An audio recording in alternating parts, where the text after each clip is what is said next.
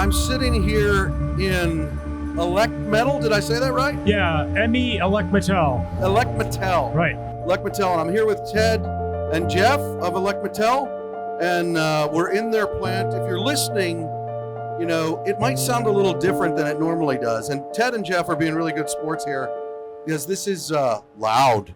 We're going to probably be able to edit some of it out, post-edit, but they're like feeling like they're in the machine. So we're going to sit here and have a real and honest conversation. I appreciate you guys stepping up to the line and having this conversation with me. And I appreciate you sitting on the floor. Because this is where the men and women work. Ted, you and I were talking earlier, and it's like, this is, you say you like to get out on the floor, out around people because you want them to know that they're important. And that's what you guys are doing with this podcast. Like, in all honesty right now, it's not all that comfortable with the annoying noises in the background, but you guys are doing it. Yeah, the noise and the heat, it's very warm by these furnaces. Well, that's why Ted and I decided to seat you there, because you're the closest. I understand. And this is what those folks do 8 to 10 hours day in and day out, all day long, right? 8 to 10 hours. Right. And we're going to do this for about 45 minutes. Right. I'm soft. Maybe you're not, Jeff. Oh, I think you're the toughest looking one here of the group. We can make 45 minutes. We can handle that. We can do that. So as we sit here, we're in Duluth, Minnesota, and you guys are kind of a big deal up here. And when I say that, it's kind of a little tongue-in-cheek because you're kind of a big deal in the United States overall because of what you do. So I want to talk about a little bit what ELECMETAL does, and we're going to get into that, but this is basically, it's an iron foundry that we're here? Correct. Mm-hmm. Okay. And Jeff, why don't you just tell us real briefly, 3 minutes, what do you guys do here where we're sitting? Okay, so what we do here is we manufacture wear components for all of the mining industry throughout the United States and Mexico and Canada, where we process the ore. 95% of what we use is recycled material from the mines. So we buy our liners back as they're worn out. We buy them back, bring them back, melt them down, and make new liners. Okay. Ted, if you're okay with this, people can see behind me. There's some things sitting behind me. Can you talk about what those are? So there's some interesting things behind you. This is one of the final steps before the finishing processing, and we've got various liners that go in either crushing systems or grinding systems in the mill. And off to your left, or my left a little bit, are track pads that go on the mobile mover for the space shuttle. So we're the only a company in the world that's qualified to make those parts. Yeah. So, Ted, you're a little bit newer to this company than Jeff is here. Tell us a little bit about how did you end up in this seat here at this mine? Oh, that's or foundry, I should say. That's an interesting story. I'll just go right back to the beginning. My parents are immigrants. My father came from Greece in the late 50s. He went through World War II. He fought in Korea, and then he joined the Merchant Marine simply to find a better place to live. And he decided to live in the U.S. He came up the St. Lawrence Seaway, ended up in Duluth, Minnesota. My mother's family came from Italy. And so I grew up in a blue-collar town, Superior, Wisconsin, Duluth, Minnesota, blue-collar towns. And it was a good place to grow up, with Midwestern values, hard work, respect, and get things done. And then that was kind of the path I was on. I was looking at the trades. I mean, there was jobs in railroad, shipping, forges, manufacturing, and then the economy just kind of went to heck in the 1980s. And then I started trade school. In fact, I did the first year of a 2-year trade school program, and the first year instructor came to me one day and he said, "You're doing really well." And he says, "The only regret in my life says I didn't go to college." And he said, "Go try college and see if you can make that work." I never thought I was college material at the time. And he said, "If it doesn't work, we'll get you back in the program and we'll get you through in the 2 years." So I did. I never thought I could do it. I did the first year of college, got good grades, and everything kind of went from there. And then I was a mechanical engineering student. I grew up working on farms. We had snowmobiles, mini bikes, motocross bikes as kids. I was into cars. So The only field that really appealed to me other than the trades was engineering, mechanical engineering.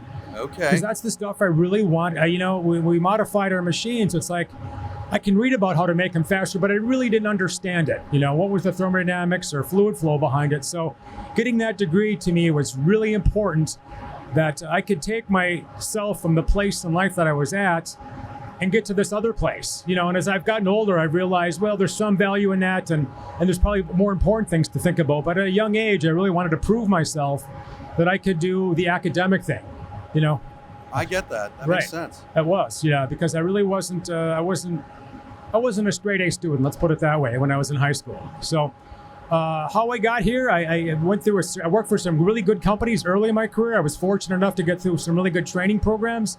I worked for Caterpillar, I worked for Ford, Cummins. Then I went to a company in Minneapolis, the Donaldson Company. Jeff, did you notice how he's just name dropping right here? Did you Yeah, see that? he sure is. Yeah, No, Caterpillar coming.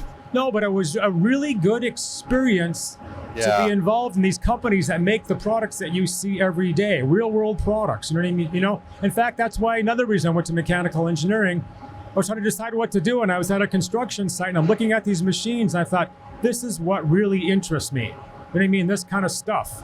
How it works, why does it look like that? Why is it designed that way? And that was that kind of inquisitiveness that drove me in that direction. So I worked for those companies, came to the Donaldson Company. I was there about 26 years, very fortunate, had some good mentors, got involved in product development early on, got to talk to customers, got to get my hands dirty making prototypes, testing stuff, going all over the world and demonstrating the equipment. And then I got to live in Europe for 4.5 years, actually, with my family. Really? In Belgium, yes.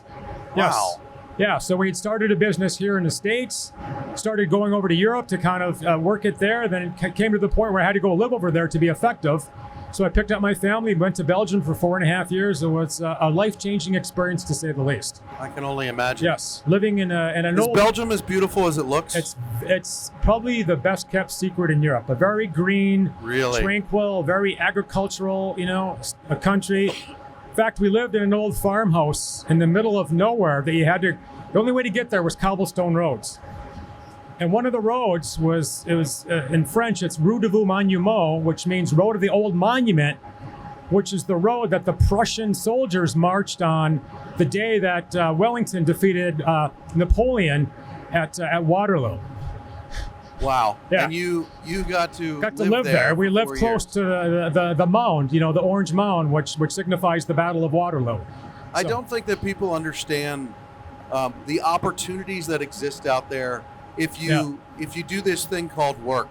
Exactly. If you do this thing called work, the opportunities are honestly endless They are. to where you can go and what you can do. And if you take chances and push yourself, I grew up in a blue-collar, working-class family, and I just kept taking chances. In fact, earlier in my career, I had a good mentor, a fellow from India, and I was looking at another job, looking at 2 jobs at the time, and his comment, he goes, which one frightens you the most? And I said, well, this one I kind of know what to do, this one I don't. And he goes, that's the one you must take. And that's kind of the philosophy I've lived with, and it was taking those chances and doing those things. So you just said, and this is kind of important, whether you're young or whether you're changing careers or whatever, you just said, this one you knew what you... Yes. Say it again. This one I knew I could do well and excel at and be really good at it, because that's Right. what my background was. And this one was something new that they needed to get done that nobody really knew how to do yet. Yeah. So they just kind of said, do you want to do this? And I'm like, I wasn't sure.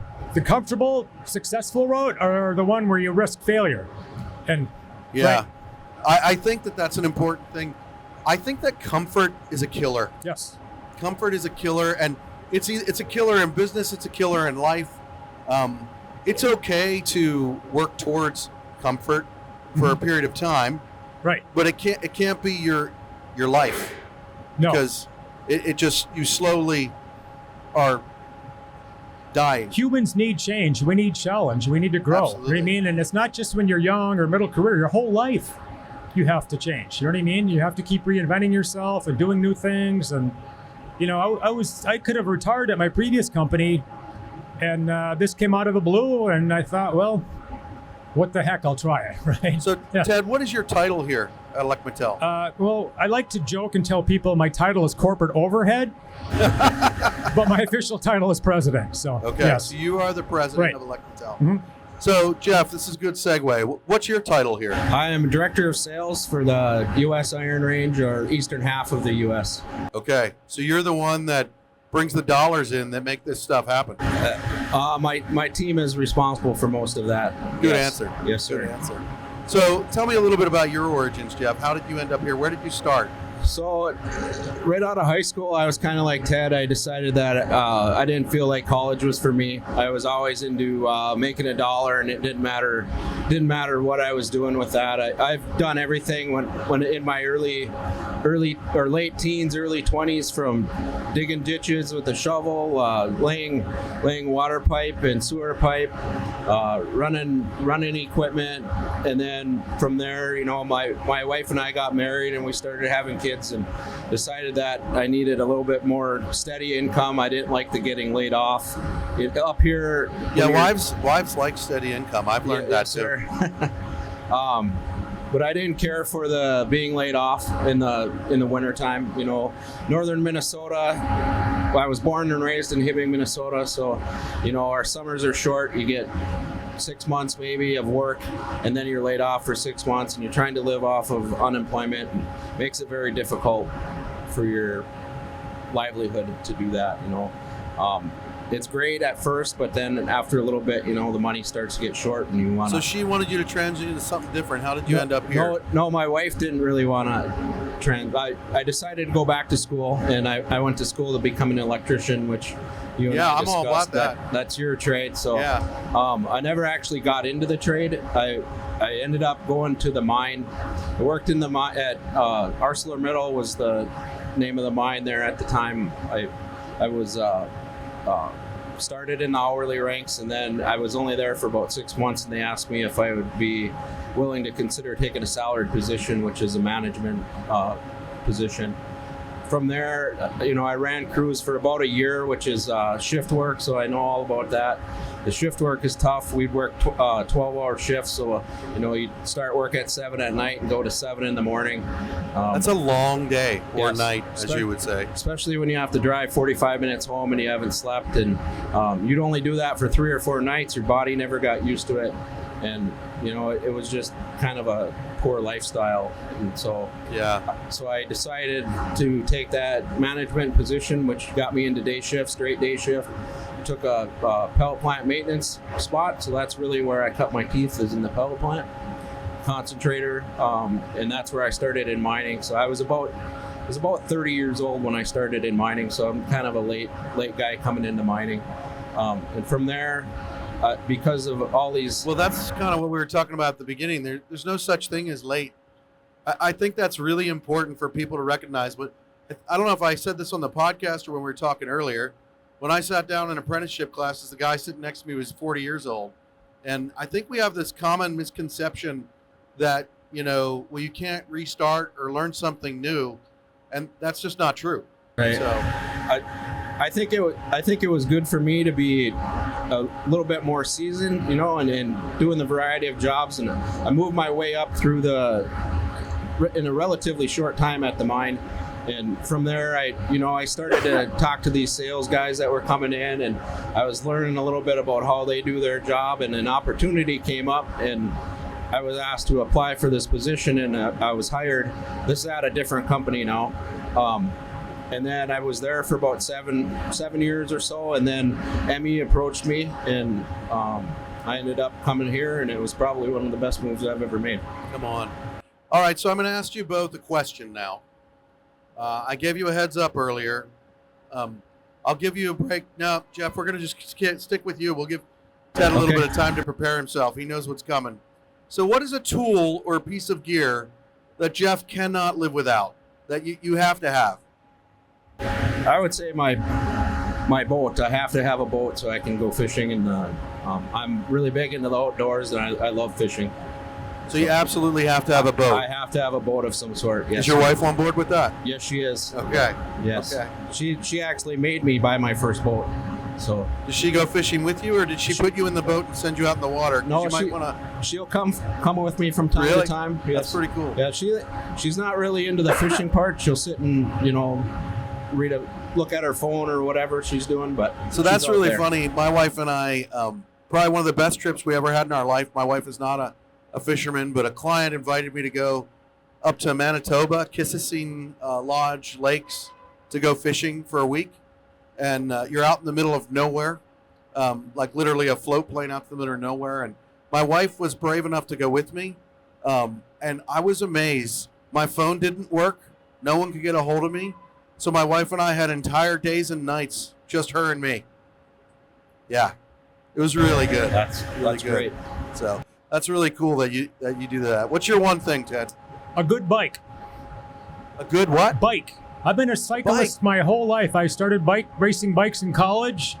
I was a hockey player. I used to run for fitness. I got hurt. I couldn't run, so I started riding a bike, and turns out I was kind of good at it, so I started racing and competing, and then ever since then, I just love riding my bike, whether it's a road bike, a track bike, a fat bike, a cyclocross bike. Any season of the year, I got to have a good bike to get outside, get some fresh air, push myself, hang out with people, go have fun. That's my tool. That's my escape from everything that I do. I tell my wife I probably spend too much money on bikes, and I tell her You can. I know what some of them cost. exactly. I say that if I wasn't cycling, I'd be a really horrible person. So it's not just a horrible person, a really horrible person. So it's something I really like to do, and having a good quality bike. I take good care of it. I maintain it, or that's really important to me. It's part of my, It's interesting to me. I was reading the other day about walking or cycling or whatever, and how that movement helps cognitive thinking, especially from a creative standpoint or a problem-solving standpoint. And it's like, I don't think people realize how important that is, especially in the sedentary lifestyle that exists so prevalently in America. I mean, my job, I sit at a desk most days, and I know other people like you that spend an exorbitant amount of money on bicycles, but yet I will bet that is so good for you for a well-rounded health standpoint. It really is, because I can come out of work. Some days are good, some days are not so good, right? And I get on my bike and I'm still thinking about work. I'm frustrated about something. And 15 minutes later, I'm like, what job? Yeah. It's that simple, repetitive motion. I mean, cycling's not that complicated, Yeah. And it's just a simple, repetitive motion. You're outside, you're getting fresh air, different scenery. Cyclists are a very friendly lot of folks, wave and hang out. It's really, for me, it's really important. It's a good way to disconnect from this too connected world that we live in today. So, Yeah. right. Well, it's interesting. My very first job involved a bicycle. I was a paper boy Same for here. many years. Yeah. And I kept my paper route all the way through high school because I did as well. really, Oh, yeah. Yeah. wow. I mean, a couple hours in the morning and I made money. Oh, It yeah. didn't affect my day. Oh, yeah. I had two paper routes. I did one early in the morning and one in the afternoon. Different papers. Yeah. Except for we have to get up in 20 below weather and go deliver newspapers, too. Yeah, I So, never right. had to do that. Right, I right. never had to. I don't think Right. You guys are definitely harder than me. So we're here. Tell us about, when we talked a little bit about this, we talked about some of the product behind us. We got to tour your facility here today, which, thank you. That was an honor. And to see the work that's being done, we're here in Duluth, Minnesota. It's cold, not where we are right now, but and you were talking through just the different things, and I'm amazed at all the different people that it takes to do the work. This is not a one-person job. This is not like there's an army of people in this facility. Tell us a little bit about the kind of the tour that you took us through, the process, what you guys do here, and either one of you, just take the lead. So, first of all, I'll give a big hats off to Justin, who was the plant manager. Yeah, he was really for good. him, for Justin and his staff to manage this plant 24/7 and have it operate the way it does is really remarkable. So it's really all about, starting with the design, that once we work with the mine, understand what we need to make, the design, the metallurgy, all that stuff. And then it starts with making a mold. We start with the patterns, getting the patterns correct, making a mold, putting in the cores, forming the mold, and then simultaneously you've got, the scrapping area where all the scrap metal comes in. The scrap metal gets mixed into the right mixture to go into the furnace. The furnace melts the metal, and along the way, there's quite a bit of science involved with that melting, temperature, chemistry, all that stuff. It comes out. They pour it into a ladle. The ladle goes over and dumps it into a mold, and that mold is very well designed with gatoring and rising. That ladle thing? That was badass. That was, Everybody loves that part. It holds 15 tons of metal, and you saw the metal today was just over 3,000 degrees. Yeah. Right, and then it's really a lot of metallurgy and art to pour metal. They've been pouring metal for 2 or 3 millennia on the planet, and there's still a bit of art that goes into that, and we know the design, but how we pour the metal, the speed, everything else can either make a good part or a bad part, Yeah. And then it's the finishing, the heat treat, and it's really a symbiotic system because all these things are happening simultaneously. Like these finished parts, that part might have been started over a week ago or 2 weeks ago from the initial molding, melting, cooling, right? Extracting, finishing, and heat treatment could take, that long to make a finished part. So you often don't know you've got a good part. You inspect it along the way, but you might not know until you're done and you do some non-destructive testing or, looking for cracks and things like that. So it's just a very, very complex process with a lot of actions that happen all at the same time. If you have a problem in one area, the plant kind of shuts down. So everything has to be working all the time, right? So as we're talking about that, when we walked in this morning, I saw something that got my attention. And I'm on a lot of job sites. I've worked on a lot of job sites. I've been in the trades for more than 30 years, or I've been in the trades for 30 years. So I was just doing some quick math. I didn't start when I was 5. But I was walking in here and I saw something on the wall, Jeff, that I think is pretty interesting and something Justin should be pretty proud of. I think he is. But we talk about lost days on a job. And obviously here in this facility, lost days mean lots of money. The safety things and whatnot. Tell me what we saw on the wall and what that is. And do you remember the number? 1393, I believe, is the number. 1393. So. And that's man hours without a lost time accident. Right. Days. Days. Yeah, right. 1,393 days without lost time, without an accident. That's correct. Kudos to you and your team. Seriously, guys.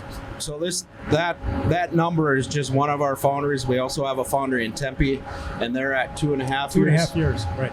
So between the two foundries, we're very safety orientated, and we do a very good job with our team to make sure that everybody stays safe.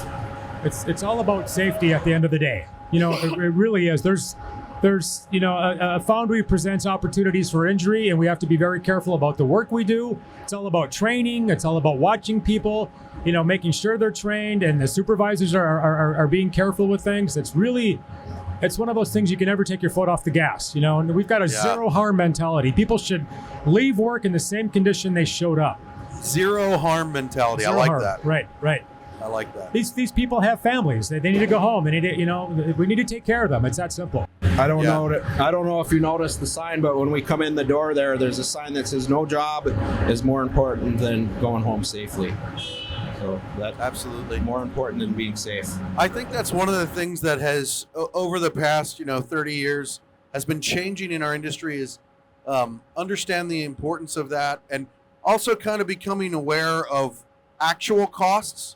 Like, I don't want to take away that we want people to get home to their families, but the reality is not being safe costs money, like a lot of money. Right, it is. It's expensive, and it's just simply the wrong thing to do. Right. Well, and if you're a business that's out there, it's like it's not just about nobility; it's about intelligent business practices. That's what it is, and it's worth it to do that. If you, this is pretty interesting. How long has this company been around? You guys told me when we walked in. The original company, Minneapolis Electric Steel, was formed in 1917. 1917. You don't last that many years if you're not applying the importance to the care for the people. Right. For the people, for our customers, for each other, even the communities that we live and work in. I mean, we're very proactive here in Duluth, just being a good neighbor. with the city, Yeah. with the people, the residents that live nearby. I mean, you come into this foundry. Funny story, when they first offered me the job, I'm like, I didn't even know there was a foundry there. Yeah. And then I came and I drove up, and there's no smoke, there's no noise, there's nothing. It's like, must be something else happening there, because that can't be a foundry. I right? did not expect to see what I saw today, because Right. I Google Earthed you guys, Yeah. and it does not look like a foundry that I would think it would look like. Right. Honestly, it's the cleanest foundry I've ever been in. And that's important. That's an important aspect Yeah. of the work that we do. So We do a lot of tours with students, high school students and stuff like that live in the neighborhood and did not realize that there was a foundry here. They lived there for 18 years. They Right. never realized that there was a foundry there. I don't know how many times I've heard people say that to us. Right. Wow. So if you're watching here, this forklift is putting some stuff in this furnace behind us. Right. What's he putting in there, and why is he putting it in there? Whichever one of you should answer that. Well, I can't see the exact part, but he's probably putting a tray of metal in there to undergo the heat treat process. Okay. So this particular design, the metallurgists and the processing people will figure out a heat treat sequence of a ramp up, a hold, and a quench temperature to get the final material properties in that metal. So whether we're looking for a certain hardness, abrasion resistance, whatever you have, it's this is the last step in the process to ensure that these parts are going to work. So Those look to me like they would be concaves. So Yeah. those are what would go on call it the wall of the crusher that crushes the rock. Okay, you were showing us that when we were walking in. Yes. Yeah. So those things have to deal with much abrasion and constant. Abrasion and impact. right. So you're talking. So how big were some of those parts that could come in there? So after they drill and blast, you can get anywhere from little tiny, 3/4 inch rock to Volkswagens or the size of the forklift going into the Holy crusher. crap! Right. And then That's big. and then coming out 9 or 10 inches Yeah. on the open side setting for the crusher. Wow. So when you guys talk about the processes here, and you talk about maintenance, and you talk about the people and all this stuff that keeps it going, tell me about your people. Tell me, because people is what this business, actually, let me rephrase this. People is what every business is Right. about. You and I were talking earlier, Mhm. and I forget exactly what it was, but you were mentioning how you can't do it without the human touch. Right. We were looking at the grinding, and some That's of the we call right. swing grinding, where the operator has this padded section and he uses his body weight to help get the right pressure on the part. And one of the things we looked at, well, let's get some automation in here, because people don't necessarily like doing that work. We look at automation as a way to do jobs people don't want to do or can't do or aren't available to do. But then we've learned that automated grinding just doesn't have the human touch can feel it. They can hear it. They get that because part of the grinding is not only getting the right surface and profile that you have to check, but doing it without raising the temperature too much, because you can actually crack the metal if you create too much heat. So the human touch is really important. And So this really is Yeah. an art. Yes. Yeah. So how is that learned? We talked about this. We were in, is the control room that we were in, Yeah. where we were Yeah. talking about the recipe, which we won't talk anymore Right. about the recipe. I know it's secret like Right. Coca-Cola. But you were talking about how that gentleman learned how to do that job. And this is important for me related to the skilled trades, because this building is full of skilled trades. I mean, all of the different people that are here doing all of the different things. Talk about how that is learned and how that knowledge is passed on to those people. So we have quite a few people here. We have a very diverse work crew. We have guys that have been in the foundry for 40 some years. We also have guys that have been here for 6 months. Wow. From people on the floor to frontline supervisors to guys in the production room, plant managers. So it's very diverse workforce, and that knowledge is passed on throughout the years as they go through the processes. And when we promote within, we were in the pattern shop, and we were telling you a little bit about how we promote within, and nobody really knows how to make those patterns. It's CNC out of wood, I believe, and we promote within. We teach those guys that trade and progress them through our foundry in that process. Yeah, through an apprenticeship. We have an apprenticeship program, so people can Right. become maintenance technicians or to work in the pattern shop, which is very skilled woodworking, right? You saw the designs, the shapes, the whole, I mean, it's really complicated stuff. And, how they learn, you can get training. Training is one thing. Here's how you use a hammer. Here's how we use a saw. This is the basic principles. But to really be effective with it, I think in our industry, like you saw the gentleman running the control tower, he sat next to the guy who's been doing it for a long time to learn, right? Here's the numbers, here's the recipe, but there's also an art to this as well. Yeah. Knowing what to, okay, the temperature comes out and it's not quite right. What do you do next and why? And that's a lot of intuition, to drive that. So it's really about, it's a continuity thing. You have to take that training that the more experienced people have and put them next to people and get this by osmosis, by discussion, by observation, whatever it takes to get it to go. And I think that's important in any industry. I think we're kind of losing that in this country. I agree. 100%. And then it's not only you're learning something, but you're developing a relationship with a person at the same time. The mentor feels like he's helping or she's helping, and the mentee feels like they're getting something, right?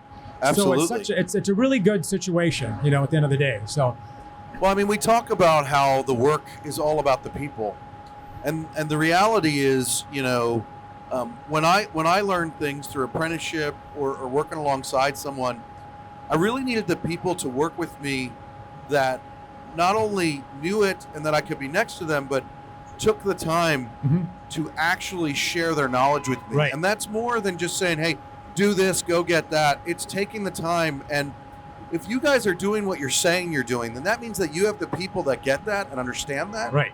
And they're there and they're standing next to that young man and saying, let me pass on my knowledge to you of how to do this and what to do.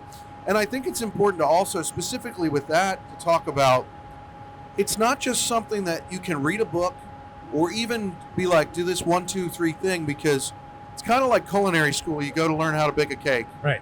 And just because you put the recipe together doesn't mean it's going to taste good. I've cooked the same things my wife has cooked, and no one in my house will eat them. Right, exactly. And I followed the recipe. That's why I don't cook. But, yeah. Right. But I mean, that's something that he has a real art, and you guys let me see what he was doing there. I mean, nothing like cooking a 3,000 degree cake. I think a lot of our people have a lot of passion for this industry, and especially the older guys that are here, they want this place to be around for a long time. They're very willing to share their knowledge with the younger people that are coming in. They're very good at it.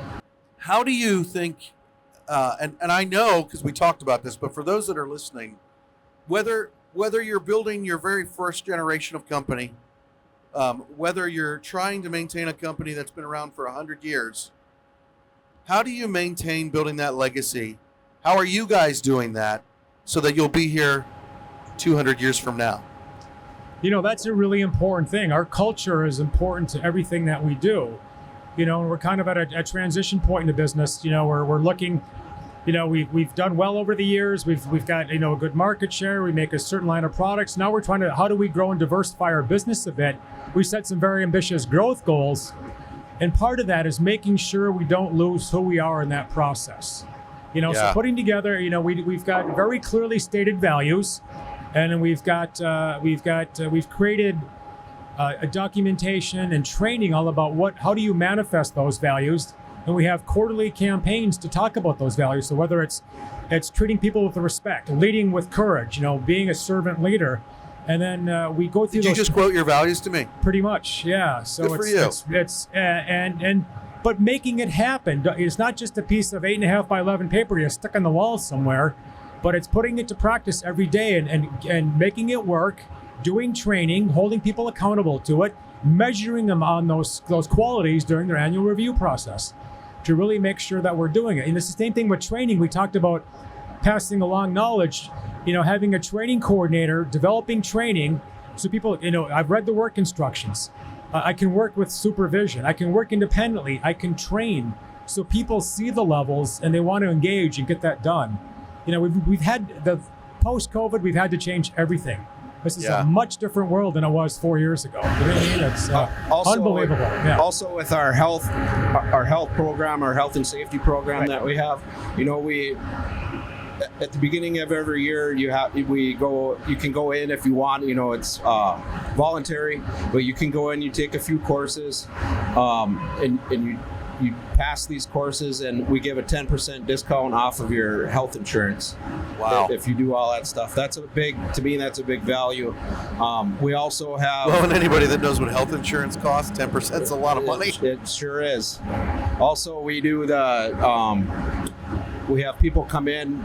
People can sign up for it once a year. We do a biometric screening, so you get blood work done, blood pressure, and the people. Sometimes issues are found and that you didn't know what's going on, but that's part of our culture. We want to help people. Yeah, and maybe I'll expand a little bit on that. We have an award-winning wellness program. We've just enjoyed our fourth. Lean into your microphone just a little bit more. We've got an award-winning wellness program. We've just had our fourth consecutive year of zero premium increases. And why we're able to do that? That's insane, Ted. Why we're able to do it is because the things that Jeff mentioned. We have a very proactive wellness program where people engage. We teach them everything about how to eat differently, getting medical screenings this year, get an eye exam, get a dental exam, get a screening, go get your physical, and then other things too. It's like how to deal with stress, how to manage your finances, all the things that contribute to a healthy life, physically, emotionally, and mentally. We help people with, and it again. Zero premium increases for employees. There's very few companies who have that. And then we contribute each year. We put a lump sum in their HSA to start the year. Then we contribute a little bit throughout the year to encourage people to go see the doctor. It's one of the things that I love about this podcast and sitting down with people like you guys is if you're listening to this and you're feeling a little bit jealous, good. Because people should be motivated by what you're doing to do the same, because that's what lifting the view of the trades is about. It's about promoting good business. Right. We were talking earlier, you guys are a foundry and you work directly with mining, and we're here in Duluth where the Duluth complex is, which is the vein of ore or whatever. And you are probably the most eco-friendly business that exists because you're green, because the earth is your product. Right. We're digging the material out of the ground, servicing the mines that process the iron. Our area has won two world wars for the United States of America up on the Iron Range, from the iron come out of the ground there. Right. 95% of the castings that we make in this facility are recycled material. So 95% castings are recycled. The heats that you saw back there, that 15 tons, 95% of that is recycled from old castings that we've sold to the mine and bought back. Right.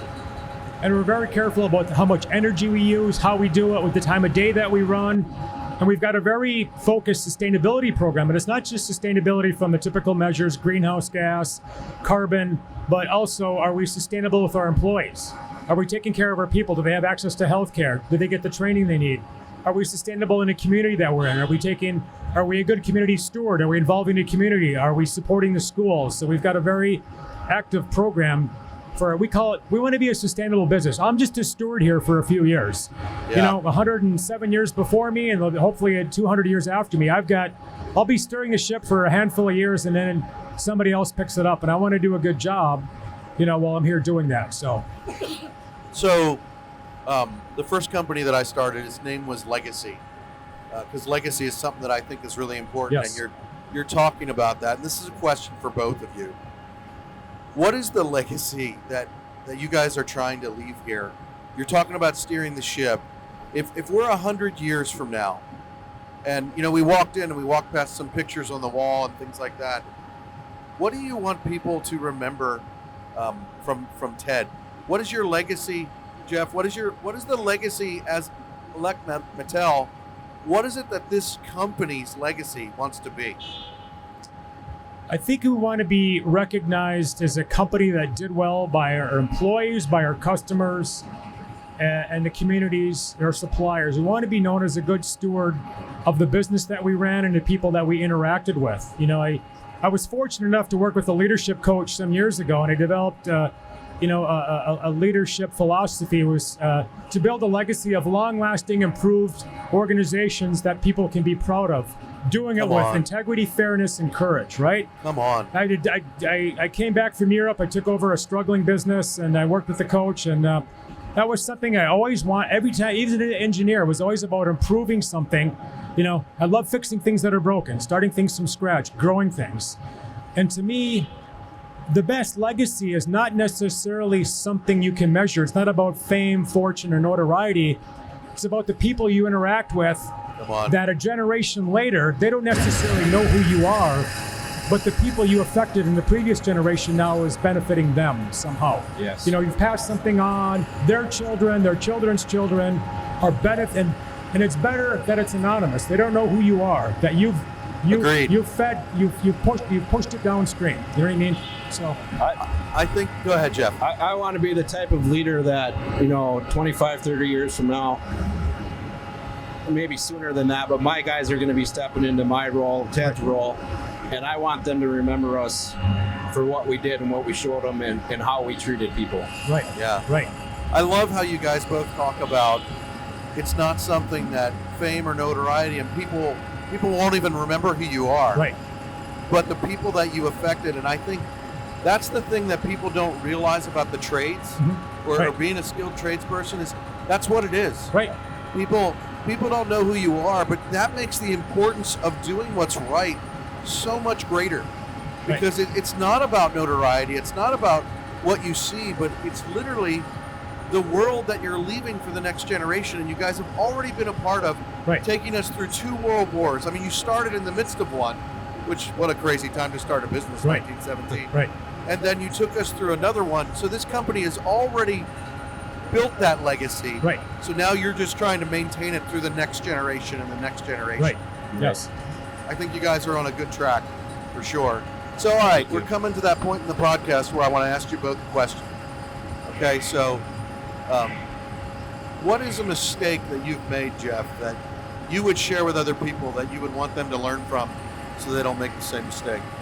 So I think back in my younger days,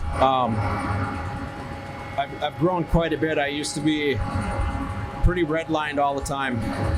And when I started my managing career, I was a lot rougher, maybe not as polished as I am now with how I treat people and not realizing the effect that I have on my employees that work for me and how I treat them. So I think if I was to look back and go back, I would definitely do things differently that way. How do you think, when you say that, what are the things that you learned that made you polished, that you were able to change that so that someone else wouldn't have to learn it the way that you learned it? I think it's from different managers that I've worked with. I've had several very good managers. I've had very poor managers. And I obviously you're going to learn something from everybody that you work with, good or bad, and you try to assimilate that into your own work and culture as you progress through your career. Would you say with leadership, this is something that you're talking about, and would you say with leadership that an awareness is helpful to achieve that? I definitely agree with that. Yes, you have to be aware of yourself and your own limitations. You have to be willing to ask your guys for help when you need it, and don't be afraid of that. Yeah. Right. And they appreciate that. A lot of times when I'm working on stuff, I run things by them before we actually roll something out, and we discuss it as a team. Yeah. So, yes. How about you, Ted? What's a mistake you've made? Maybe similar to Jeff. We both grew up in, kind of rough and tumble blue-collar towns and the blue-collar industries. And to me, it was all about just getting stuff done. I probably wasn't as patient as I needed to be with people and alienated even my family sometimes. So just recognizing that I had to, kind of control how fast I got things done, my expectations for people, and really stepping back and understanding. I actually worked with a counselor to kind of control the anger and the angst. Yeah. And it was a real eye-opening experience for me because that was my world. I mean, I grew up again in a tough blue-collar town, and that's just how things got done. And another thing I learned was I never imagined I'd be sitting in a seat I am today. Yeah. So as I was working my way through an organization, I was probably acting more politically than I should have, and I was kind of saying and trying to do the right things. Come on. And then somebody pulled me aside one day and said, look, he goes, the thing that kind of caused me to pull you into this management ranks and team was the fact that you used to say and do things that other people wouldn't. Come on, Ted. So he said, always be yourself, even if it gets you in trouble. Say what you think you need to say.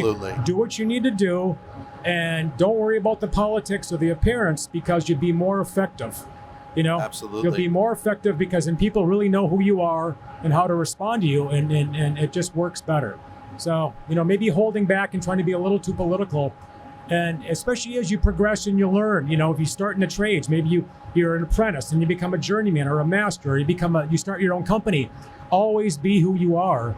You don't have to change your personality. You may have to change your approach and how you deal with people, but always be who you are.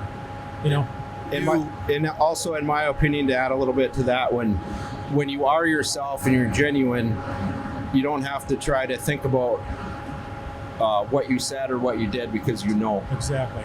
I was once in a